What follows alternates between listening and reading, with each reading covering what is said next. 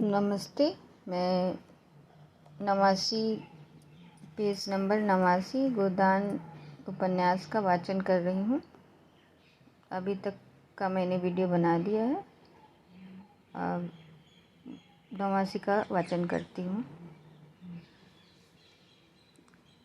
मेहता झोपड़ी के द्वार पर खड़े होकर युक्ति के गृह कौशल के अनुरक्त नेत्रों से देखते हुए बोले, मुझे भी तो कोई काम बताओ, मैं क्या करूं। युक्ति ने मीठी झिड़की के साथ कहा, तुम्हें कुछ नहीं करना, जाकर बाई के पास बैठो, बेचारी बहुत भूखी है, दूध गर्म हुआ जाता है, उसे पिला देना।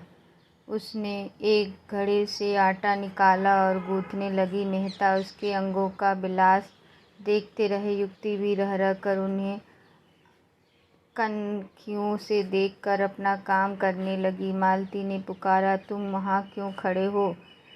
मेरे सिर में जोर का दर्द हो रहा है। आधा सिर ऐसा फटा पड़ता है जैसे गिर जाएगा। मेहता ने आकर कहा, मालूम होता है धूप लग गई है। मैं क्या जानती थी तुम मुझे मार डालने के लिए यहाँ ला रहे हो। तुम्हारे साथ कोई दवा भी तो नहीं है क्या? मैं किसी मरीज को देखने आ रही थी जो दवा लेकर चलती। मेरा एक दवाओं का बाक्स है, वह सेमरी है। सिर फटा जाता। मेहता ने उसके सिर की ओर जमीन पर बैठकर धीरे धीरे उनका सिर सहलाना शुरू किया। मालती ने आंखें बंद कर ली। युक्ति हाथों में आटा भरे, सिर के बाल बिखरे, आंखें धुएं से लाल और सजल, सारी देह पसीने से तर, जिससे उसका उभरा हुआ वक्ष साफ झलक रहा था। आकर खड़ी हो गई और मालती को आंखें बंद किए पड़ी देखकर बोली, बाई को क्या हो गया? मेहता बोले, सिर में बड़ा दर्द है। पूरे सिर में कि आधे में? आधे बतलाती हैं। दाई ओर है कि बाई ओर? बाई ओर। मैं अभी दौड़ के एक दवा लाती हूँ, घिसकर लगाते ही अच्छा हो जाएगा। तुम इस धूप में कहाँ जाओगी? युक्ति ने सुना ही नहीं, बेग से एक ओर जाकर पहाड़ियों में छिप गई। कोई आधा घंटे बाद मेहता ने उसे ऊंची पहाड़ी पर चढ़ते देखा। दूर से बिल्कुल गुड़िया सी लग रही थी। मन में सोचा, इस जंगली छोकरी में सेवा का कितना भाव है, कितना व्यवहारिक ज्ञान है। लू और धूप में आसमान पर चली जा रही है। मालती ने आंखें खोल कर देखा। कहाँ गई वह कलूटी?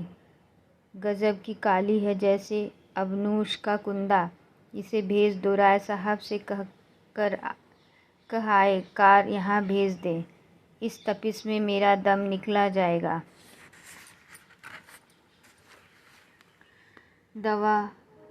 कोई दवा लेने गई है, कहती है उससे आधा सिर का दर्द बहुत जल्द आराम हो जाता है। उसकी दवाएं इन्हीं को फ़ायदा करती है, मुझे नहीं करेगी। तुम तो इस छोकरी पर लट्टू हो गए हो। कितने छिछोरे हो, जैसी रूह वैसी फरिश्ते। मेहता की कटु सत्य कहने से संकोच न होता था। कुछ बातें तो उसमें ऐसी हैं कि अगर तुम में होती तो तुम सचमुच देवी हो जाती। उसकी खूबियाँ उसे मुबारक। मुझे देवी बनने की इच्छा नहीं। तुम्हारी इच्छा हो तो मैं जाकर कार लाऊं। यद्यपि कार यहाँ आ भी सकेगी, मैं नहीं कह सकता। उस कलूटी को क्यों नहीं भेज देते? वह तो दवा लेने गई है, फिर भोजन पकाएगी। तो आज आप उसके मेहमान हैं, शायद रात को भी यहीं रहने का विचार होगा। रात को शिकार भी तो अच्छा मिलते हैं। मेहता ने इस आक्षेप से चिढ़कर कहा, युक्ति के प्रति मेरे मन में जो प्रेम और श्रद्धा है वह ऐसी ही है कि अगर मैं उसकी ओर वासना से देखूं तो आंखें फूट जाए। मैं अपने किसी घनिष्ठ मित्र के लिए भी इस धूप और लू में उस ऊंची पहाड़ी पर न जाता, और हम केवल घड़ी भर के मेहमान हैं। वह जानती है। वह किसी गरीब औरत के लिए भी इसी तत्परता से दौड़ जाएगी। मैं विश्व बंधुत्व और विश्व प्रेम पर केवल लेख लिख सकता हूँ, केवल भाषण दे सकता हूँ। वह उस प्रेम और त्याग का व्यवहार करती है। कहने से करना कहीं कठिन है, इसे तुम भी जानते हो। गलती के उपवास भाव से कहा, बस बस, वह देवी मैं मान गई। उसके वक्ष में उभार है, नितंबों में भारीपन है। देवी होने के लिए और क्या चाहिए? मेहता तिलमिला उठे, तुरंत उठे और कपड़े पहनने तो सूख गया थे, बंदूक उठाई और चलने को तैयार। मालती ने फुकार मारी, तुम नहीं जा सकते मुझे अकेले छोड़कर। तब कौन जाएगा? वह तुम्हारी देवी। मेहता हतबुद्ध से खड़े थे। नारी पुरुष पर कितनी आसानी से विजय पा सकती है, इसका आज उन्हें जीवन में पहला अनुभव हुआ। वह दौड़ती हाँफती चली आ रही थी, वही कलूटी युक्ति, हाथ में एक झाड़ू झाड़ लिए हुए। समीप आकर मेहता को कहा, कहीं जाने को तैयार देखकर बोली, मैं वहाँ जड़ी खोज लाई, अभी घिसकर लगाती हूँ। लेकिन तुम कहाँ जा रहे हो? मांस तो पक गया होगा, मैं रोटियां सेक देती हूँ तो एक खा लेना। बाई दूध पी लेगी, ठंडा हो जाए तो चले जाना। उसने निसंकोच भाव से मेहता को अचकन के बटन खोल दी। मेहता अपने को बहुत रोकते हुए थे। जी होता कि वह गारिन के चरणों को चूम ले। मालती ने कहा, अपनी दवाइयाँ रहने दो। नदी के किनारे बरगद के नीचे हमारी मोटर कार खड़ी है, वहाँ और लोग होंगे, उनसे कहना कार यहाँ लाएं। दौड़ी हुई जा युक्ति ने दीन नेत्रों से मेहता को देखा। इतनी मेहनत से बूटी लाई, उसका यह अनादर। इस गवारिन की दवा इन्हें नहीं जची तो ना सही, उनका मन रखने को ही जरा सी लगवा लेती तो क्या होता? उसने बूटी जमीन पर रख कर पूछा, तब तक तो चूल्हा ठंडा हो जाएगा। बाई जी कहो तो रोटियां सेक कर रख दूं। बाबूजी खाना खा लें, तुम दूध पी लो और दोनों जने आराम करो। तब तक मैं मोटर वाले को बुला लाऊंगी। वह झोपड़ी में गई, बुझी हुई आग फिर जलाई। देखा तो मांस उबल गया था, कुछ जल भी गया था। जल्दी जल्दी रोटियां सेकी, दूध गर्म था, उसे ठंडा किया और एक कटोरे में मालती के पास लाई। मालती ने कटोरे के भद्देपन पर मुंह बनाया, लेकिन दूध त्याग न सकी। मेहता झोपड़ी के द्वार पर बैठकर एक थाली में मांस और रोटियां खाने लगे। युक्ति खड़ी पंख झल रही थी। मालती ने युक्ति से कहा, उन्हें खाने दो, कहीं भागे नहीं जाते, तुम जाकर गाड़ी ला। युक्ति ने मालती की ओर एक बार सवाल की आंखों से देखा। यह क्या चाहती है? इसका आशय क्या है?